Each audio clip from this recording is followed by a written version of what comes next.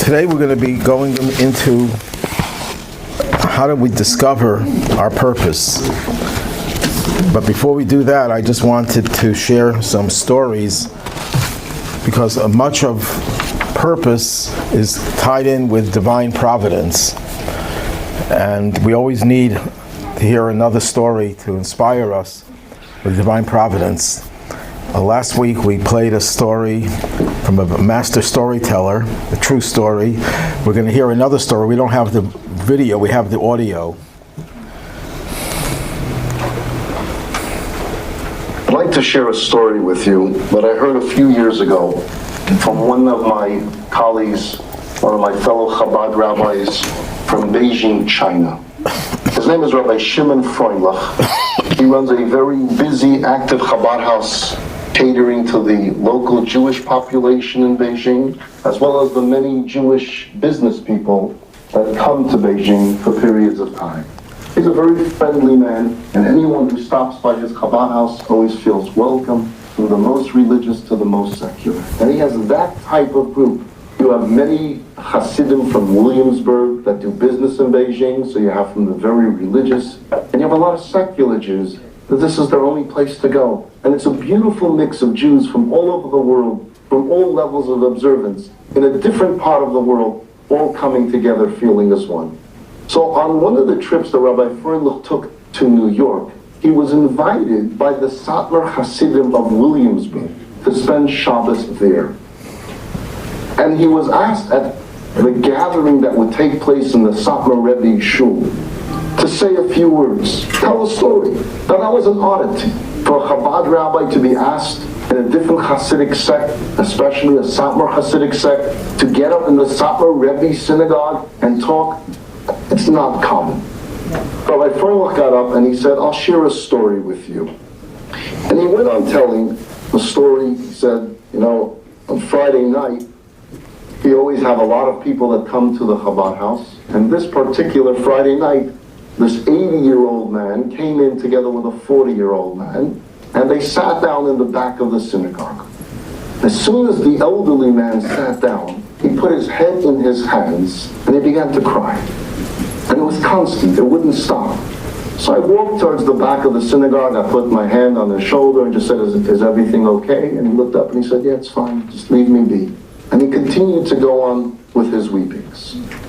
Services ended. He has a dinner for all of his guests for services. They go from the synagogue to the dining room. He asked this man, would you like to please sit next to me? Invited him to his table. He sat down with him. And he's telling over this group of Satmar Hasidim in Williamsburg that his tradition is that he asks each of his guests to say a few words if they would like. Where are you from and how did you get here? Just some of their background. And so this man was asked, would you like to say a few words? And he said yes. He stood up and he said, my name is Samuel Katz. And the reason I agreed to speak is to explain my emotion.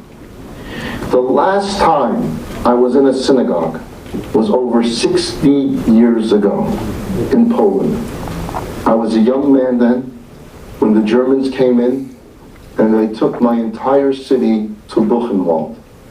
I was there for 4 years, and in those 4 years, I lost everything. My parents, my father, mother, brothers and sisters, friends, all killed. Some of them before my very eyes. But I survived. I got out at the end of the war, and after a few years of searching for any family members or friends, with no results, I moved to Australia. I was totally alone and very angry at God. I succeeded at business. I made a lot of money. I got married, had children, but my wounds and my anger was so deep that I resolved never to walk into a synagogue or have anything to do with Judaism again. And so it has been all these years. I'm on this business trip to Beijing, and he points to his 40-year-old, and my young little partner here tells me that for Friday night, he goes to the Chabad synagogue. I should come with him. I said, synagogue? I don't do that. I don't do synagogues. He says, it's not really synagogue, it's dinner. They serve a good Friday night dinner. Before the dinner, they do a little service type thing, but it's not synagogue. It's dinner. It's a good dinner. I thought it over. I said, dinner, that I can do. And I come in, and I sit down moments ago in the sanctuary. And at that moment, it just hits me. And it hits me hard. This is where I was raised. This is where I'd been when I was a child. The prayers, they were all familiar to me, a distance away, but it was me. And suddenly images of my Zaidi, my Bubby, my father, my mother, my uncles, my aunts, they're flashing all over the place. And I'm totally out of control in emotion. All I can say to all of you was that the only thing I felt during that emotional, painful time was I want to go back home. And this is my home. Being here with all of you, although we never met, this is my home. This is where I belong. Rabbi Frankl is telling the story to a very quiet Satmar shul, and he continues. He says, after Mr. Katz finished his talk, and everyone is emotional in the room, and everyone's with tears in their eyes, a woman stood up and said, tell me, Mr. Katz, if you are in Buchenwald until the end, perhaps you knew my father. His name is Naftali Kogan. He was also in Buchenwald until the end, and he also survived. At that point, Samuel Katz's jaw dropped. His eyes bolted open. Naftali Kogan, leapt, he's alive. She's here, my father's alive. Naftali Kogan leapt. Naftali Kogan is alive. Do I know your father? We were the best friends. We were the closest friends. In fact, there were three of us that were inseparable. We were known as the three Kohanim of Buchenwald. Each of us was a Kohen. And wherever we went, we would bless people because we were the Kohanim of Buchenwald. And wherever we went, people asked us to bless them. But when the liberation came, I could no longer find Naftali. And I looked for him, and I checked for him, and I looked for him for years thereafter. And I thought for certain he died. Naftali leapt. Your father's alive. And you can imagine what this room in Beijing, China was experiencing at this moment, seeing an individual, Samuel Katz, who for 60 years did not walk into a synagogue. And the first moment that he got over his anger and he entered into a synagogue, he is already connected to his past in such a most powerful way. And Rabbi Frankl continues and he says there was a meeting after Shabbat that Naftali Kogan was on the phone with Samuel Katz. And the two then get together and were reunited and fell upon each other's shoulders crying 60 years of tears. The shul in Williamsburg is very quiet until they hear a cry coming out from the shul. And they turn around and they see that the Rosh Yeshiva, the dean of the Satmar Yeshiva, is crying hysterically. And he yells out to Rabbi Frankl, Zog Shmuel, Zog Naftali, tell Shmuel and tell Naftali that the third Kohen is also alive. My name is Yaakov Khan. I was the third Kohen of the group. I also thought they died. I also didn't find them. And in telling over this story in Williamsburg, Brooklyn that day, the three Kohanim of Buchenwald soon thereafter were reunited again. Enjoyed this story? Come again. Bring your friend. StoriesToInspire.org.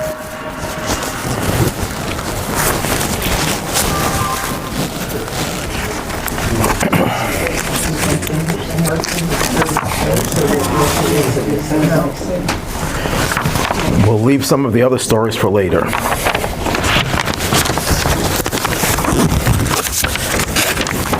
We established that everything that happens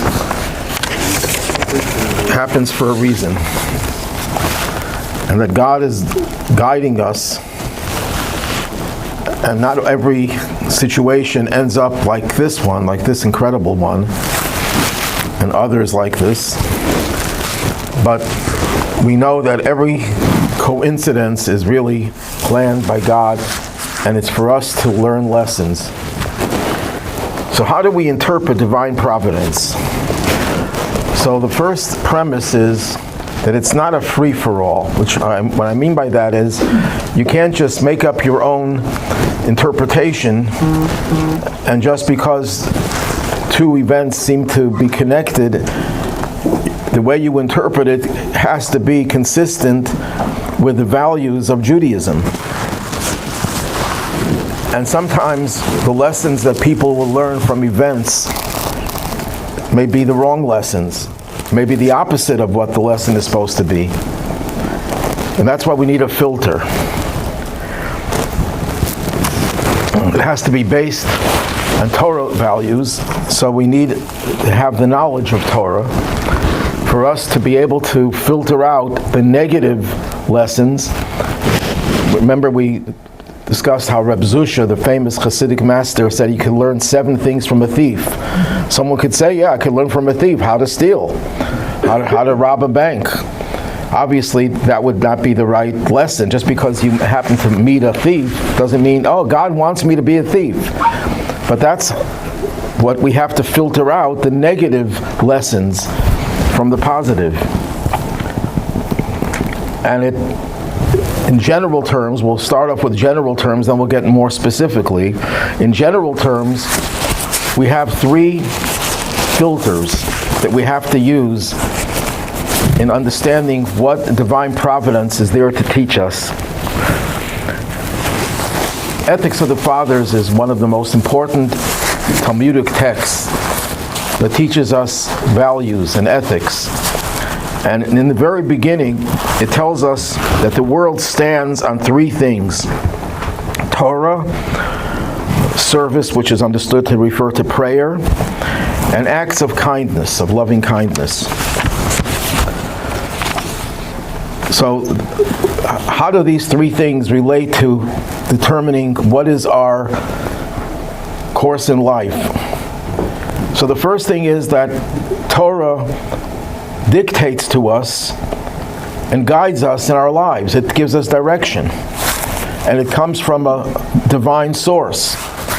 Anyone could give direction to others, but what do they base their direction on?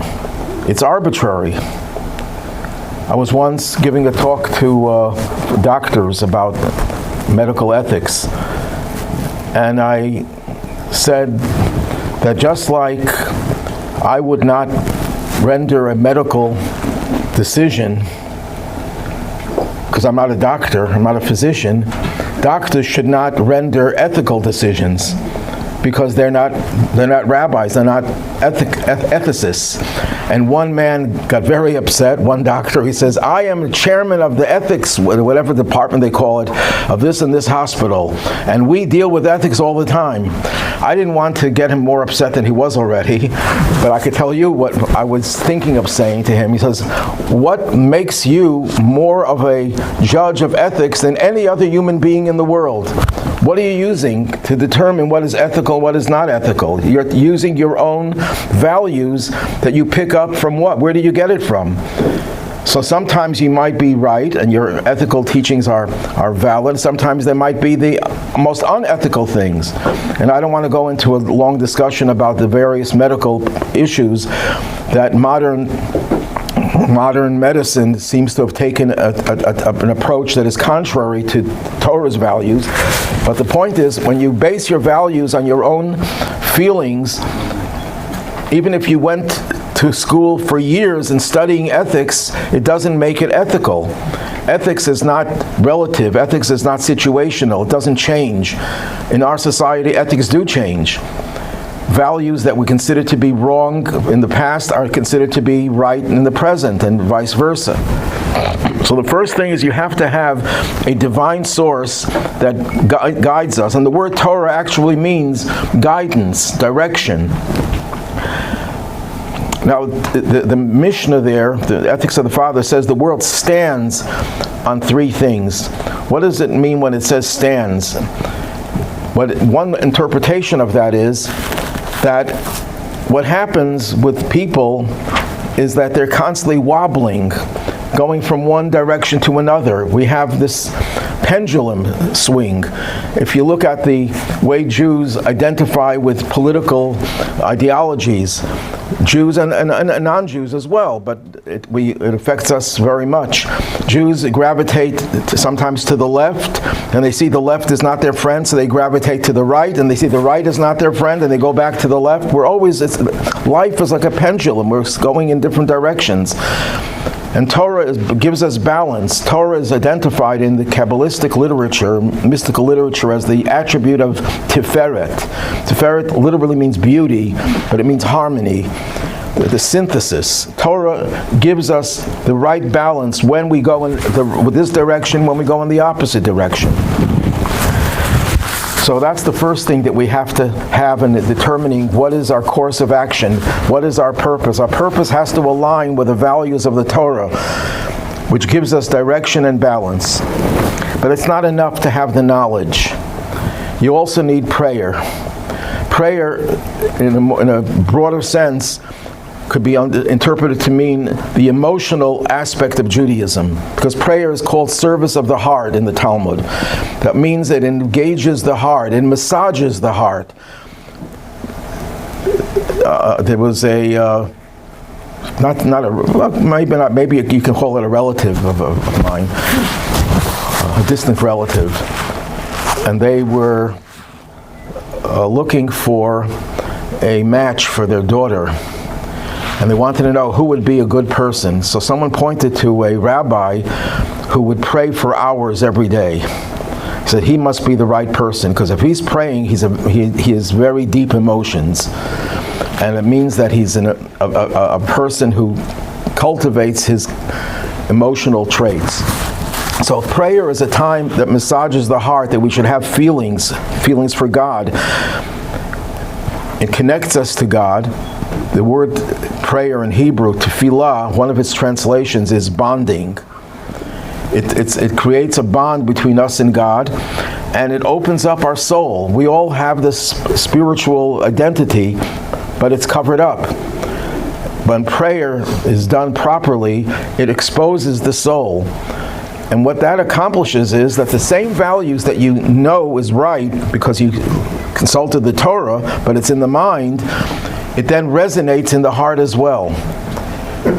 You feel the ethical aspect of this behavior. It's not just something you know intellectually, you also feel it emotionally. But that's still not enough. You could have the right ideas, you could have the right feelings, but without translating them into practice, they are deficient, to put it mildly, and maybe worse than deficient. Sometimes you could be a horrible person, having the knowledge and even having the right feelings. You have to translate it into action. And when we say acts of kindness, we're not just talking about, in the narrow sense, it means acts of kindness, literally, but it's in the broad sense, it means all of Jewish practice. There's an expression in the Mishnah that says, Hamasa hu ha'ikar, the deed is the essential thing. If you have two people, one of them has the most kind heart and most intelligent person and has the right feelings and everything, but doesn't do the action, and you have another person who does the action but doesn't have the feeling, the action is more important than feeling. Of course, you want to have both. You don't want to just limit yourself. But the action is really where it's at. It's the test to see if your emotions and your understanding is real, or is it just very superficial. And another thing about action, one of the influences that make people moral and ethical is the fact that if I'm not moral and I'm not ethical, then my fellow will also be that way, and they'll mistreat me. So if I treat them right, if I don't steal, hopefully people will not steal from me. So it's a mutual type of situation. That should not be the foundation of our morality. We try to educate children that actions have consequences. That's not good enough, because every thief has been told that action has consequences, but they think I can get around those consequences. I visited many people in prison. There was one Jewish guy who had his picture on the cover of Time magazine. Time magazine was doing a feature about prisons, and they did a feature on Attica, and this Jewish inmate, I still remember his name, I'm not going to tell you his name, but he was very proud of his achievements. He told me he was convicted of bank robbery, armed robbery, but they only got one bank's worth of, they only accused him and charged him for one bank. He had robbed 11 banks. And he was proud of it, and he was proud of other things. He knew the consequences, and he said when he gets out of prison, he's going to do it again. Thinking, now I'll get away with it. So consequences isn't enough. But consequences validate your feelings and your understanding, because if you really understand that something is wrong and you really feel it resonates with you, your practice will also be solid. It's not just going to be a superficial conclusion, and that will make your pursuit of purpose something that will last. Now, the Mishnah says that the world stands on three things. There's a puzzling quote from the Midrash that Adam, what caused him to sin? And the Midrash says because he saw two and not three. And the commentators are puzzled. What does that mean? What exactly does that mean? So I think what it means is that if a person leaves out one of those three, you're very much likely to go downhill. If you leave out the direction of the Torah, you don't have a guide, you don't have a source, an absolute source of knowledge. If you leave out the emotional part, if you leave out the practical part, if you leave out any of those three, you're going to eventually succumb to temptation. If we forget about God, if we forget about ourselves, God is revealed to us through the Torah, through prayer. And if we don't allow ourselves to be affected by that, and we don't care about the world around us, we miss the mark and fail in our divinely ordained mission. So that's the program. The program is you have to have the knowledge of Torah, you have to have the emotional attachment to Judaism, which comes primarily through prayer, but it can come through other ways. It can come through song, it can come through singing, of course. Melody, music is a very powerful medium, and it inspires people. The Alter Rebbe, the first Chabad Rebbe, once said, speech is the pen of the heart, but music is the pen of the soul. That means music can go even deeper than words. And that's why in many Hasidic communities, the prayers would be filled with song, with melody, because that would enhance not just allow the emotional aspects of your personality to come to the fore, it would also reveal and expose your soul. But we need assistance. Nobody could do what they have to do on their own. It's not a sign of weakness. It's a sign of strength that we realize we need others to help us and support us in our development and the pursuit of our purpose in life. So in the same Ethics of the Fathers, a few paragraphs later, doesn't make a connection, but I'm going to make the connection, that you need to have three things. You have to make a teacher for yourself. You have to provide yourself with a teacher, a mentor. You have to acquire a colleague, a friend. And then you have to judge everyone favorably. So my understanding of this is that it's giving you three things that you need in order to know that you're going in the right direction. Number one, you need a teacher, a mentor. But what are the criteria? What are the credentials that the Torah teacher has to have? And what is he going to accomplish? He's going to provide you with a Torah perspective. So everyone needs a teacher. Now, there is such a thing as an autodidact, people who learn on their own. So the teacher is the internet. The teacher could be a book. The teacher could be something that you read. But the ideal form of teacher is a human teacher who can really relate to you and knows your strengths and knows your weaknesses. But in order for someone to be a good teacher, it's not enough that the person has knowledge. The person has to be objective and humble. Because if a person has biases, they're not going to be very successful as a teacher. They'll just impart their biases to you, and that will put you at square one. You didn't make any progress. In fact, you may regress because you're going in the wrong direction.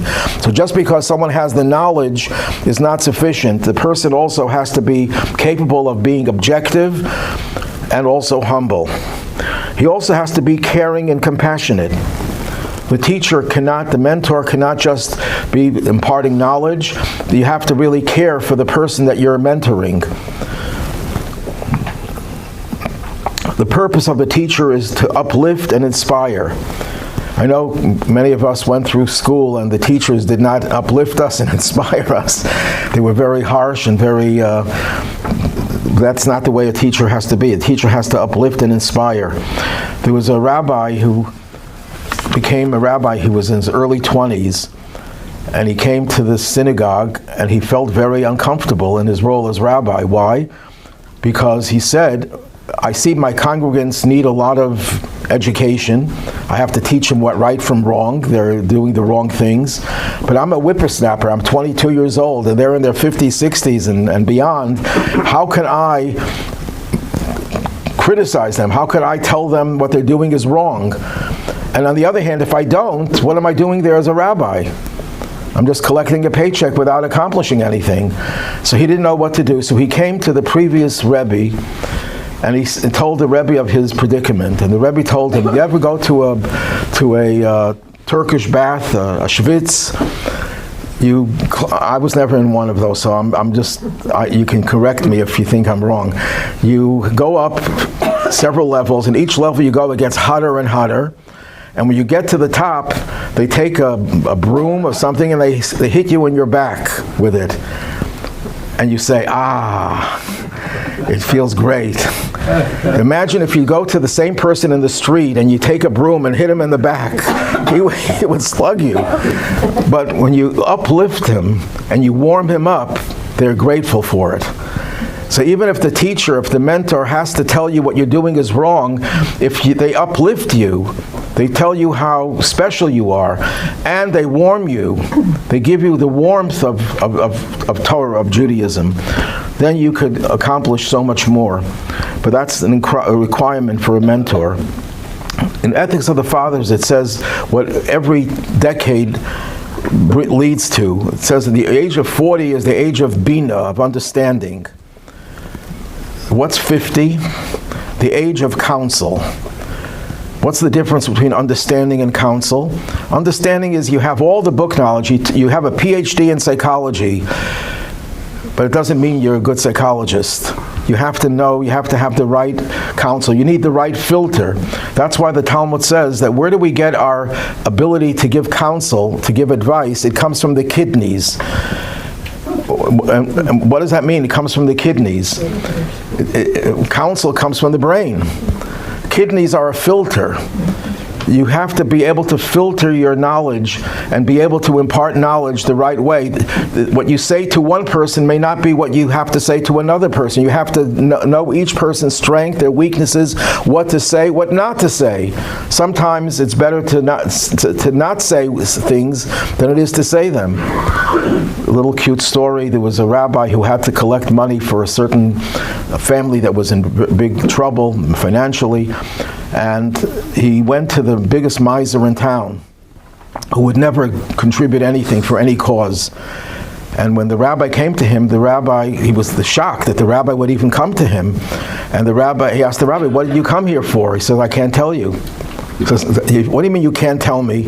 If you can't tell me, then why did you come? He says, because it says in the Talmud that just like there's a mitzvah to tell somebody something that you know that they'll follow, there's a mitzvah to not tell someone something you know they won't follow. So what I would want to tell you, I know you're not going to listen to me, so I'm doing a mitzvah. He says, but tell me, I want to know, I'm curious. He said, but if I tell you that I don't have the mitzvah, because then you're not going to do it. So he said, I promise I will do it. And his curiosity was so piqued that he said, and the rabbi told him what he said. I can't give that much money. He said, I told you, you're not going to listen. And the man had to dish out all the money. So sometimes you have to know what not to say to a person. That all takes the kidneys, the filtering system of every mentor. And that you get with age.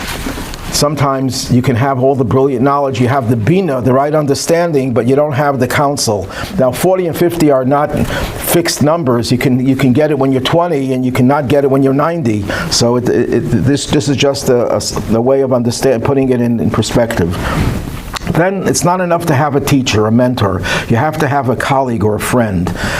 What is the friend for? Number one, provide support. The friend is the one who has empathy and love. Yeah, a teacher could also have empathy and love, but that's not the strength of the teacher. The strength of the friend is that it's a loving relationship. It says King David and Jonathan, the son of King Saul, loved each other immensely. They had tremendous love. That love was not a sexual type of love. That was a love of two people who had tremendous connections to one another. But at the same time, a friend can be brutally honest. What a teacher can't tell a student, a friend who really cares for you could tell a friend, and put it bluntly. And if you know that this is your friend, you won't be turned off and you won't become his enemy, because you know he really means it for your benefit. That's one of the things that you need in a friend.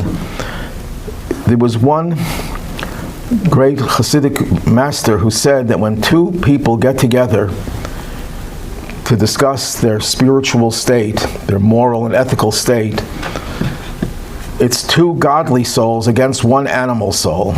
What does that mean? We each have a godly soul and an animal soul. The animal soul is selfish, self-centered, doesn't care about others. The godly soul is selfless. The godly soul is altruistic. So my animal soul tells me the wrong things, and my godly soul tells me the right things. So there's a struggle, there's a battle. But when two people get together to discuss their situation, the two godly souls combine, because each godly soul cares about the other, even more than he cares about himself. But the animal soul, even though it's an animal, it only cares about itself. The animal doesn't care about harming someone else. It cares about its own interests. So each person has two godly souls against their one animal soul. So it's a guaranteed accomplishment. That's why when you have a friend, you're having two people working for your benefit. But that's still not enough. You need to have the third prong, and that is judge everyone favorably. What does that mean? Why would you judge someone favorably? If you see someone doing something that you think may not be right, why would you judge them favorably? Why would you give them the benefit of the doubt? Because you have a positive view. You see the good in others. So the first thing it's a person who focuses on the positive, the optimist, and sees the good in others. And sometimes it's important to see the good in yourself. Some of us beat ourselves up, and we don't see the good in ourselves. We think we're horrible. And it's wrong. There's a statement, a famous statement, just like you're obligated to see, to know your faults, you're obligated to know your virtues. Because if you don't know your own virtues, you have no strength to counter the faults, the vices.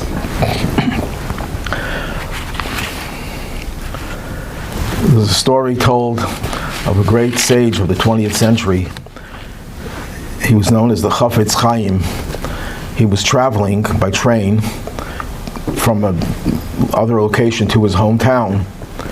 And he's sitting in the train, and another Jew sitting there, and he says, where are you going? Going to Radin. Radin is a town in Poland, or Lithuania. And, you're going to Radin? Do you know the Chafetz Chaim? Chafetz Chaim is the name of his book. That's how he was known. Do you know him? He says, yeah, I know him. He says, he's the greatest rabbi. He's a holy man. He's a righteous person. He says, no, he's no big deal. Don't make a big deal. And the guy says, how dare you speak like that about this saintly man? And he slapped him in the face. And then when he arrived in Radin and he realized that he was the rabbi, he was the Chafetz Chaim, he felt so guilty. And the Chafetz Chaim's from this, he wrote a book about how not to speak Lashon Hara, not to speak gossip of others. He says, I didn't include, you shouldn't speak ill of yourself either. Because look what it led to. So you have to know your own your own qualities, and you have to speak well of yourself in addition to the self-criticism that is so important. What is chaf? Chaf is desire. It's a biblical, in the book of Psalms, Miha Ish Chaf, who is the person who desires life? And the Tzar L'shon Chamira, who guards his tongue from evil. It's a different kind of desire than, say, earthly desires, which is spiritual desire? No, well, in that context, it's a person who wants to live long, literally live long. This rabbi lived to the age of 93 or 95. Okay, so you have to have this ability to see the positive, and that enables you to not give up, because every effort that we make to find purpose in our lives will be fraught with obstacles. We'll always find things that will derail us. But the person who sees the positive in everything doesn't ever give up. But just like there are positive lessons, there could be misguided lessons. Again, to share a little story, there was this rabbi, not an exceptionally bright person and outstanding person, but he had a dream that he was supposed to become the chief rabbi of one of the largest Jewish communities in Poland. I think it was Warsaw. And this was a recurrent dream. Every night he would have the same dream. So he realizes, there must be some message there, divine providence. The fact that I'm dreaming this 3 nights in a row must mean that I should become the rabbi of that city. But he consulted with a very famous rabbi, whose name I don't remember, and the other rabbi says, when the people of Warsaw have that dream, then you'll take it seriously.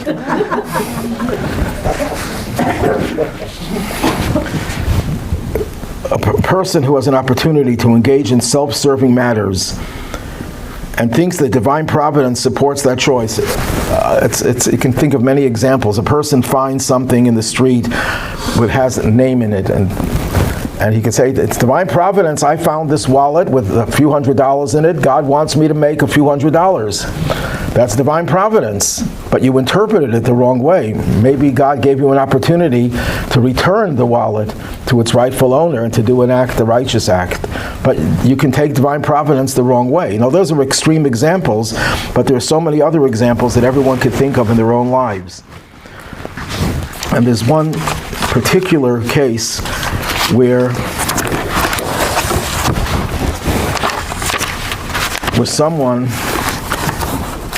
had negative dreams, and they took it to mean that the injustice in the world was so insurmountable, they could never change that he had to withdraw from the world.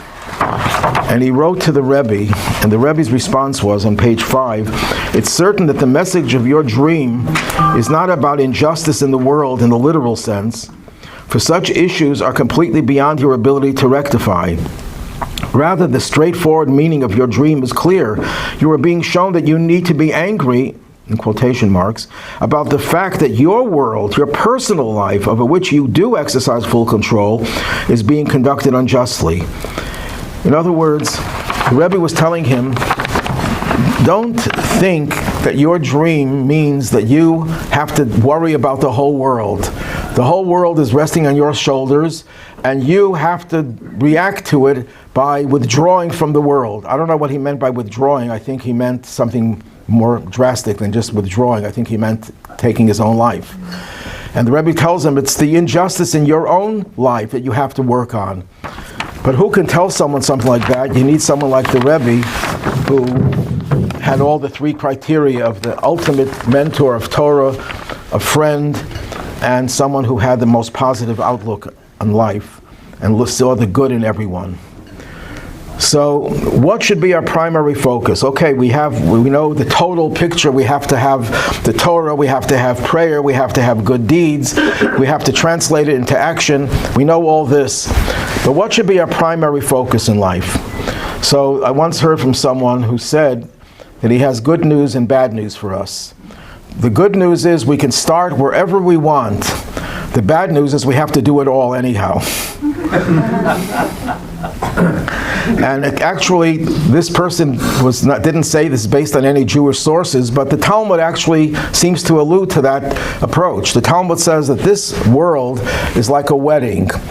And a wedding, at a smorgasbord, what do people do? They grab a meatball over here, they grab a knish over here. You just, as opposed to the meal, when they start serving the meal, there's an order. First, they serve the hors d'oeuvres, and then the entree, and then the dessert. But when you're standing at the smorgasbord, you just grab, because you have to have everything, but you just grab whatever comes to you first.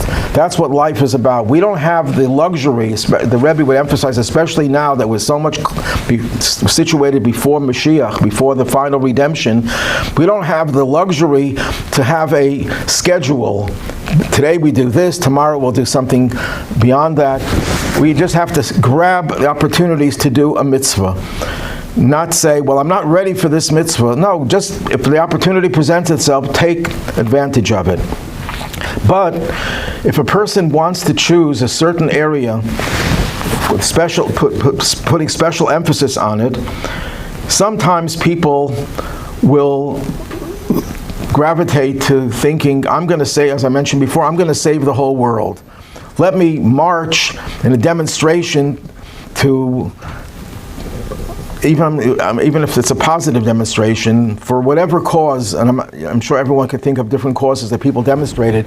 People demonstrated against the war in Vietnam, okay? Thinking we're going to save the world. There's a very big question, and this gets political. There's a very big question if stopping the war in Vietnam saved more lives or perhaps risked more lives, because the military was not determined to win anymore. And when you don't want to win the war, you have casualties. But without going into that war, I'm just using that as an example. You're not going to save the world by your demonstration. But you could save your community, you could save your family, you could save your neighbors by doing things that are related to the smaller environment. There's a famous expression that people who are active in the environment think globally, act locally. That's a very Jewish concept. We do care about the whole world. Everything we say in our prayers is, God, bring justice to the whole world. We're asking God to bring us redemption. Not just me, not just you, but everyone in the whole world. But the action has to be local. The focus has to be local. Obviously, if you're a communal individual, a leader, then your local venue is much broader. A president has to deal with the whole country. He can't say, I'm just going to deal with Washington, D.C. He has to deal with the whole country. A governor has to deal with the whole state. But if you're not a governor or a president or mayor, focus on your own home. Focus on your own family. Focus on your own community.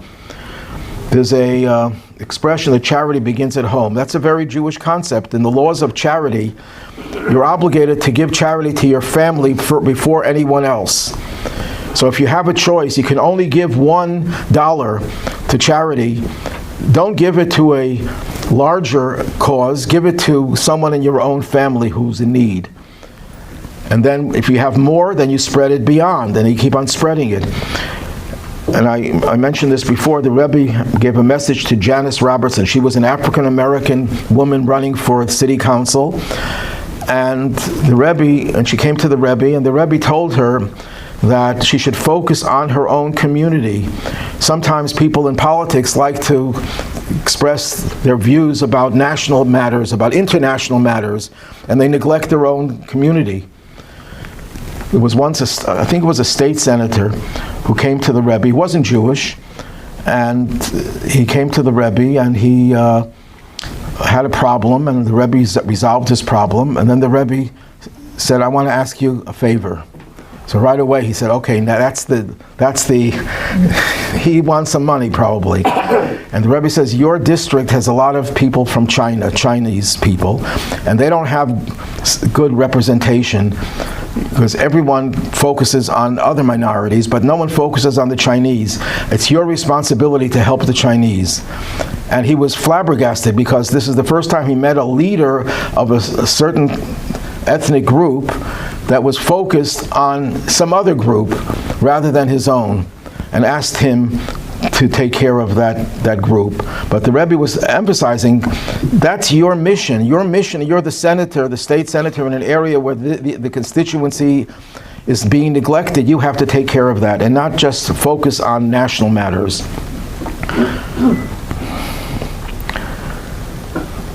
But on the other hand, there's always two sides of every issue. On the other hand, you do have to focus on the rest of the world.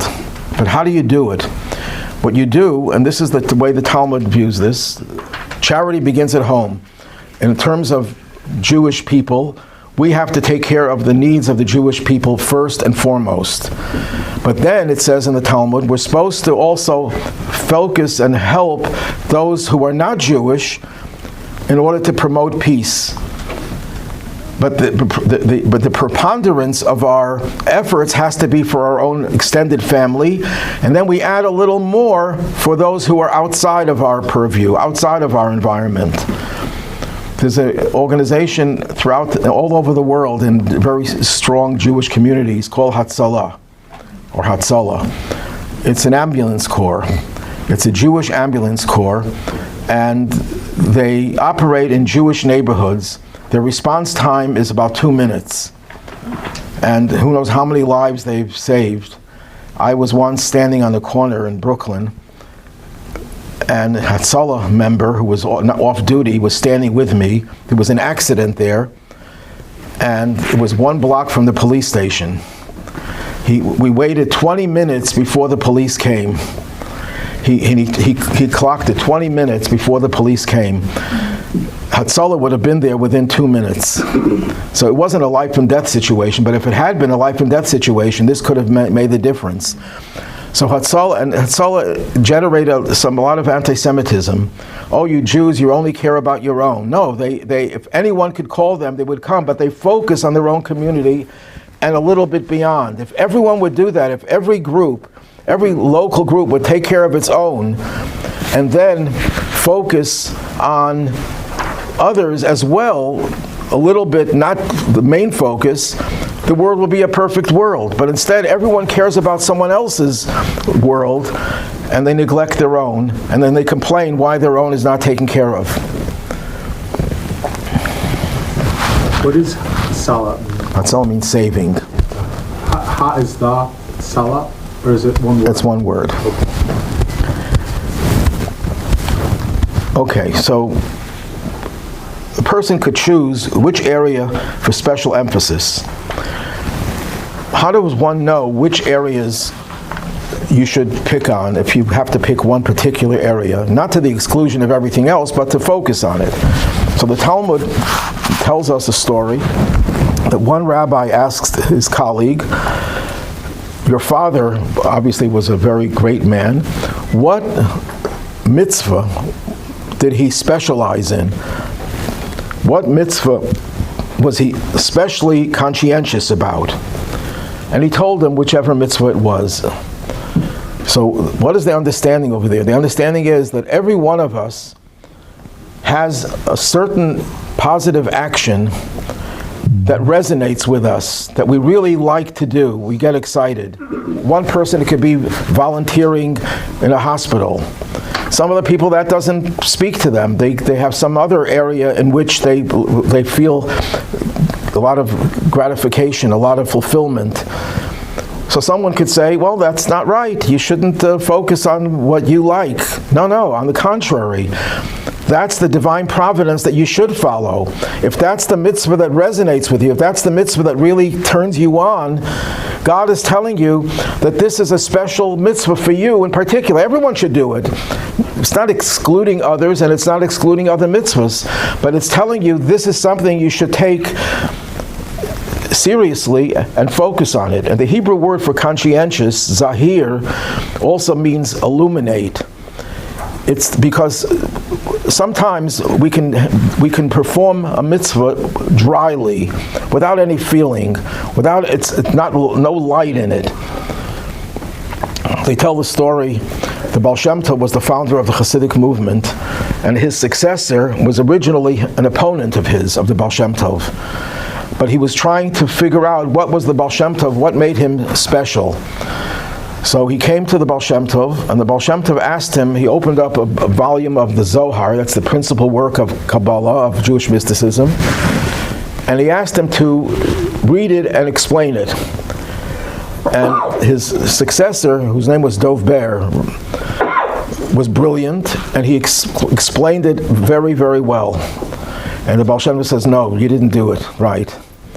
He said, what do you mean I didn't do it right? Tell me what I did wrong. No, everything he said was right, but there was no light, there was no soul, there was no... I'll repeat it, and the whole room lit up, whether it means physically or spiritually, and that's what got him to become the Baal Shem Tov's disciple. It was the light. In a small way, every one of us has a mitzvah that they feel the light. They feel the energy. They do another mitzvah, they don't feel that energy. But if you do the mitzvah that gives you the energy, it will bring light to other mitzvahs as well. That's the channel, that's the gateway to doing others. Was Dov Ber the first Rebbe? The Baal Shem Tov was. Well, yeah, I mean the Baal Shem Tov. Dov Ber was his succession of Rebbe's? Yeah, he was the successor to the Baal Shem Tov. But there's another opposite way of determining which is the mitzvah you should specialize on, which is the mitzvah that God put in your possession more than anything else. It's the mitzvahs that you find most difficult, the ones that you find most challenging, even if they're objectively not hard to do. Sometimes you know you have a certain chore you have to do, it's easy, but you have a mental block. You just resist it. You just can't get yourself to do it. Why is that? That's a sign that God says, I am giving you this challenge. And if I made it really hard for you, you would have a good excuse not to do it. But I'm going to make it easy for you to do. Objectively, it's not it's not strenuous, it doesn't take a lot of money, it doesn't take a lot of work, but it's your special mitzvah. And there's a story in the Talmud that describes a scene where people will ask for reward for not doing mitzvahs. And God says, you didn't do it, why should I give you the reward? And they said, well, test us. So God gives them an easy mitzvah, and it turned out to be the most difficult for them, and they blew it. So sometimes something that's easy could turn out to be the most difficult, and that's one of the signs that this is what God put your soul in the world to accomplish that. We once had a class on reincarnation. I'm not going to go through the whole subject, but one of the things that a soul... What? Again? That's a joke.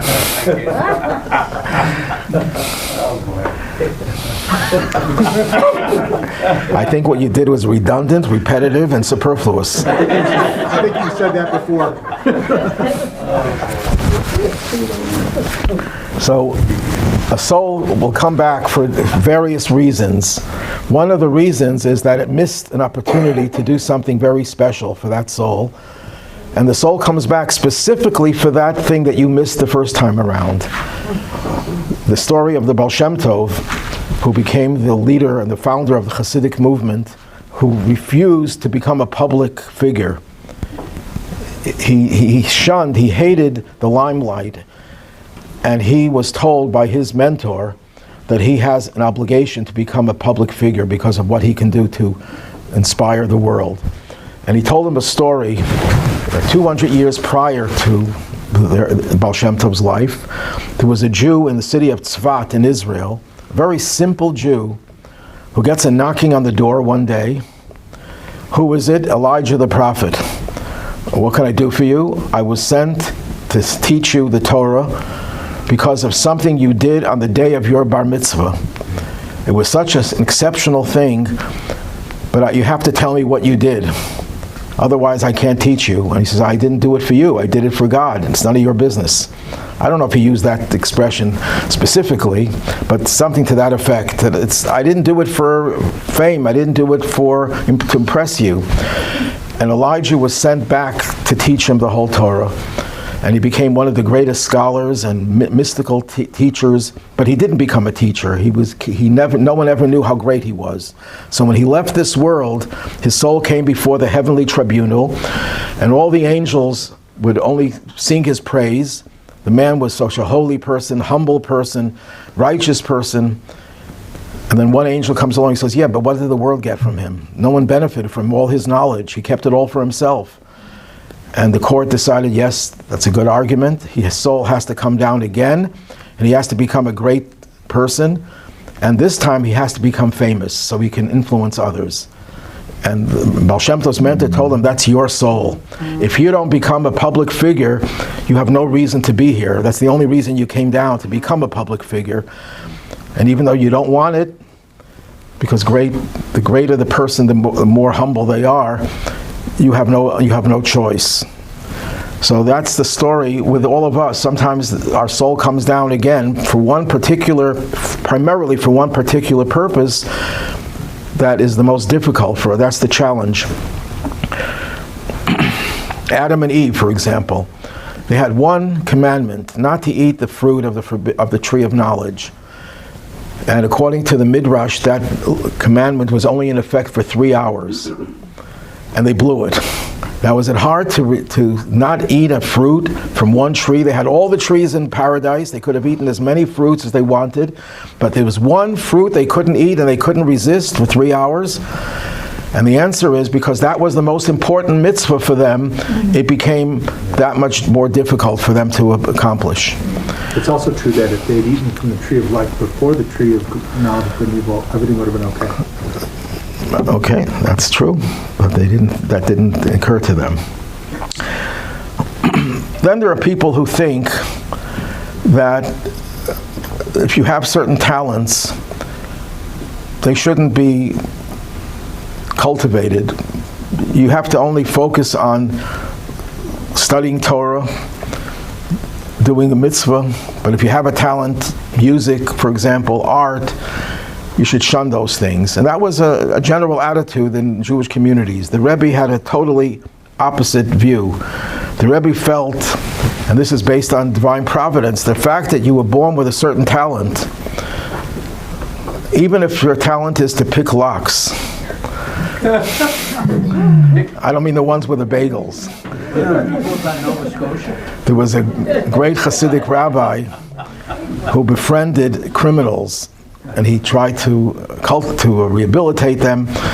And he said, people asked him, why are you so close to this thief? This thief is known for his thievery. He says, on Yom Kippur, when I plead with God to give us a good year and all the gates of heaven are locked, I get my thief to pick the locks of heaven, and that's what gets our prayers through. So you could even use that talent for good. So every talent that we have, God gives us that gift in order for us to use it for a higher purpose. In that case, you should be the best you can be in your field. There was he's somehow related to someone in Buffalo, but he was a graduate student in physics in Penn State, and he became exposed to Judaism, and he wanted to study in yeshiva, to study Torah. And the Rebbe told him, no, you have to get your PhD, and you have to become the best in your field, because that's the talent that you have, and you shouldn't squander it, you shouldn't waste it. And you can study Torah on the side, but you shouldn't waste it. Now, if you didn't get that PhD, if that was not a specialty, obviously studying Torah would take precedence. But in this case, you have that talent, you're not allowed to waste it. And you have to use it for positive things. And he influenced so many people to become closer to Judaism. Rabbi Sachs, Jonathan Sachs, was the chief rabbi of England. He never intended to become a rabbi. He was a philosopher and he had other ambitions. And the Rebbe cultivated him to have the desire to become a rabbi, and became the chief rabbi of England. He was very, very well known. And this is one of the things that he said that he derived from the Rebbe's influence, where what you want to do meets what needs to be done, that is where God wants you to be. It was find where you want what you want to do, and use that as a mechanism to spread the knowledge that there's a God and that there's a need to do a mitzvah. In the Proverbs, there's an expression, honor God with your possessions. The Hebrew word for your possessions is mehoncha, and it's been deliberately mispronounced as migroncha, from your throat, that you should serve God with your ability to sing. And the Rebbe encouraged a cantor, famous cantor Malavani, to use his voice as a way of inspiring others. Should I go through the stories over here? Okay. This is an interesting story. Nathan Yellin-Mor was raised in an observant home in Vilna. He came to Israel. He fought in the War of Independence. He was an ardent Zionist. And then he became an atheist and a rebel against Judaism and against Israel. But he was a brilliant writer. And he used to write articles in a Jewish Yiddish newspaper called the Allgemeine Journal. The publisher was a Chabad Chassid, and he took him once to the Rebbe when the Rebbe would distribute wine at the end of the holiday. And the Rebbe, I'm not going to read the whole story in the book, but the Rebbe, he was afraid that he's going to get a tongue lashing from the Rebbe because he wrote some very bad articles. And the Rebbe tells him, I read your articles. And he says, you read what I write? Do you agree with anything I write? And the Rebbe says, if I would read only what I agree with, I wouldn't have very much to read. And the Rebbe encouraged him to keep on writing, to use his talent. And he was shocked. And the Rebbe told him to use his talent. He didn't become a religious Jew until a few months later. He was diagnosed with a terminal illness. And in his last article that he asked to be published posthumously, he wrote the following. This is a translation from the Yiddish.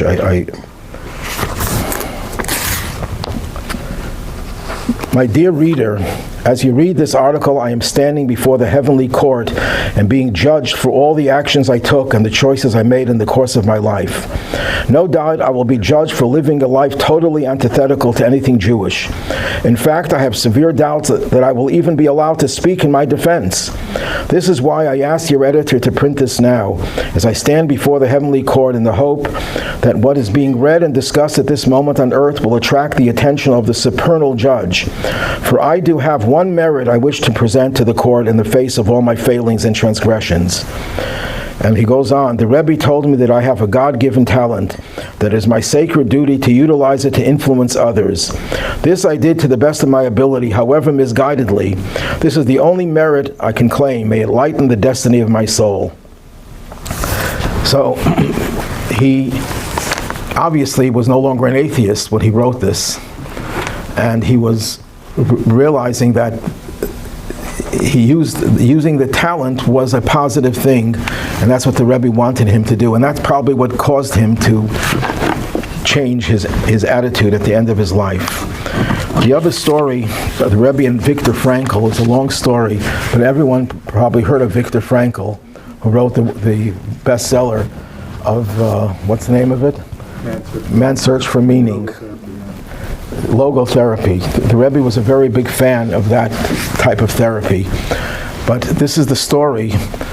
The Rebbe was speaking to this woman who came from Vienna, and the Rebbe asked her, when you go back to Vienna, I want you to give a message to Viktor Frankl.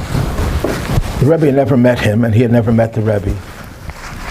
And she went back to Vienna months later, and she comes to the university where he taught, and he said he hasn't been at the university for 2 weeks.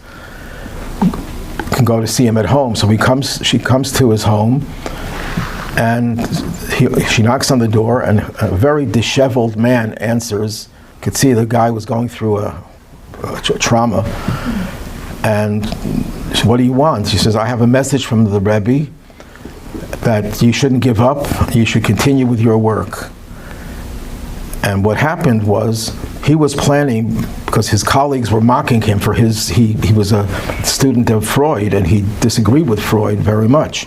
And he had a totally different approach to psychology. And they were mocking him and putting him down. And he decided he's giving it all up, and he's going to Australia. He was applying, I think, for a visa to go to Australia, and that would be the end of his career in logotherapy. And this changed his whole attitude. He put on tefillin. He didn't become a religious Orthodox Jew, but he became, his life turned around in many ways. And he told the Chabad rabbi there that he owes it to the Rebbe. The Rebbe saw the value in his work. And now how the Rebbe knew that she's going to go in a few months and meet him just at the point in time when he was ready to leave and save him, that's a Rebbe story that you have to consider. But the Rebbe encouraged so many people to progress in their fields. When I mentioned this last week, when someone would come with a book that they just wrote, the Rebbe would say, when is volume 2 coming out?